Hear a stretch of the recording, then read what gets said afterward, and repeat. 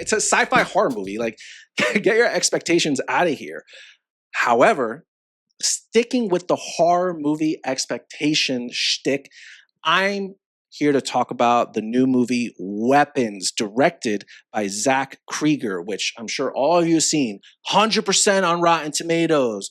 Best horror movie to come out this year. I love horror movies. Ever since I saw the trailer for this movie, I was absolutely hyped. But I've learned over the years to, especially with, horror movies and anything sci-fi in general, you really got to temper those expectations, all right? So when I started seeing that, I was like, all right, what's going on here? I also saw like a couple of like mixed reviews. Some people absolutely loved it. Some people didn't like it. And a few people thought it was just mid. I went in there. I loved it.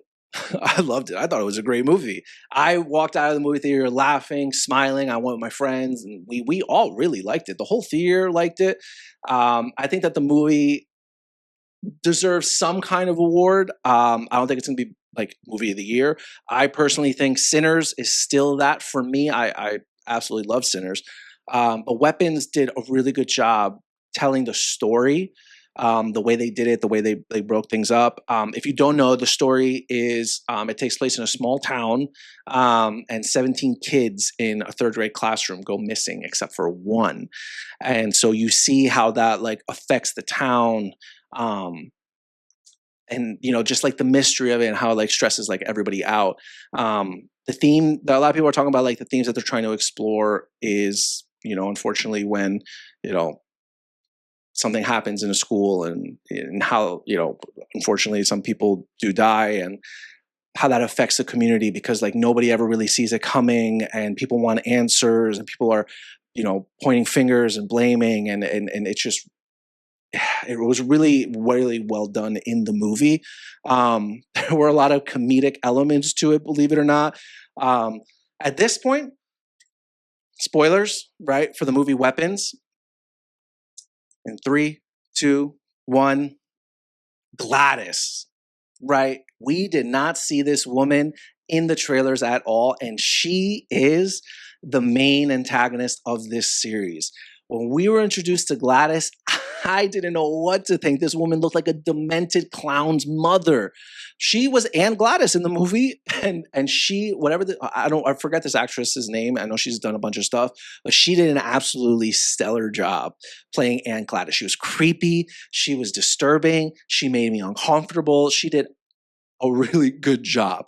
And that final scene at the end made the whole movie worth it, where all the kids start chasing this woman down, and she's like, running away. Oh my God. It was so funny. It was well shot. The way they tore this woman apart, literally to death, was graphic. It was gory. And it was like, just like, yeah, you deserve this, right? But the funniest part is how like the dad Archer like finds his son after all that and like picks him up and like completely ignores it. He's like, not my problem, and just walks away. The movie was great. I liked all the characters, the crackhead's character and the police officer, like their whole dynamic. Oh my God.